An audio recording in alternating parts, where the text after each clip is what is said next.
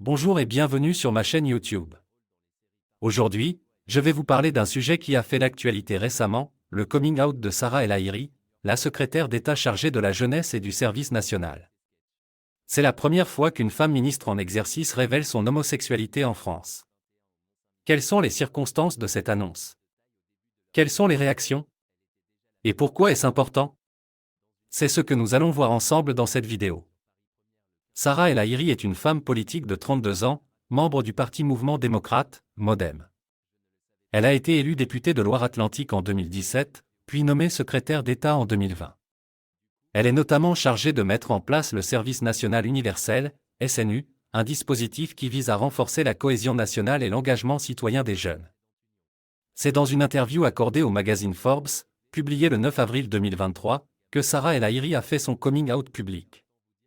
Interrogée sur les critiques qu'elle reçoit sur les réseaux sociaux, elle a déclaré « Quand ma famille ou ma compagne sont touchées, oui, ça me fait de la peine. » Une simple phrase, mais qui fait donc de Sarah El Haïry la première femme ministre à faire son coming out. Jusqu'alors, la secrétaire d'État n'avait jamais évoqué publiquement son homosexualité. Elle a choisi de le faire de manière discrète et naturelle, sans en faire un sujet politique en soi.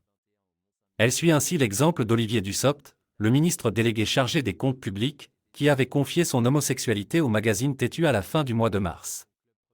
Il avait alors déclaré « Être homosexuel n'est jamais neutre, mais on a le droit de défendre des causes, de militer, de participer au débat sans faire de sa situation personnelle un élément politique en soi. » Le coming out de Sarah El Haïry a été salué par de nombreuses personnalités politiques et associatives. La ministre déléguée chargée de l'égalité entre les femmes et les hommes, Elisabeth Moreno, a tweeté « Bravo Sarah El Haïry pour ton courage et ta sincérité. Tu es un exemple pour toutes les jeunes femmes qui s'engagent en politique. » Le président du MoDem, François Bayrou, a exprimé son soutien total à sa chère amie. Le porte-parole du gouvernement, Gabriel Attal, a affirmé « Sarah El Haïry est une femme remarquable et une ministre engagée. » Son coming out est un acte fort qui contribue à faire avancer la lutte contre l'homophobie. Le président de SOS Homophobie, Joël Demier, a salué « un signal positif pour la visibilité des personnes LGBT+ dans la sphère publique. » Le coming out de Sarah El Haïry est important car il intervient dans un contexte de recrudescence des actes homophobes ou transphobes en France. Selon les chiffres du ministère de l'Intérieur, il y a eu 1870 victimes d'infractions à caractère homophobe ou transphobe en 2022, soit une augmentation de 36% par rapport à 2021. À Paris et sa petite couronne, les plaintes pour des actes homophobes ou transphobes ont augmenté de 55% en 2022.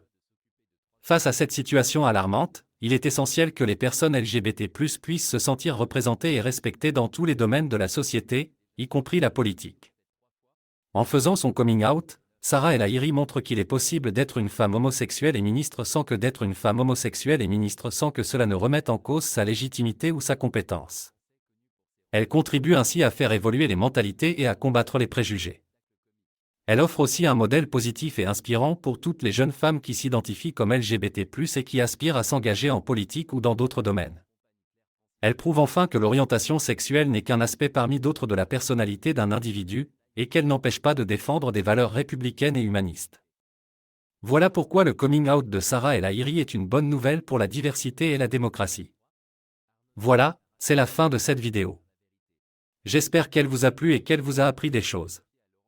N'hésitez pas à laisser vos commentaires, à liker et à vous abonner à ma chaîne. Je vous dis à bientôt pour une prochaine vidéo. Ciao!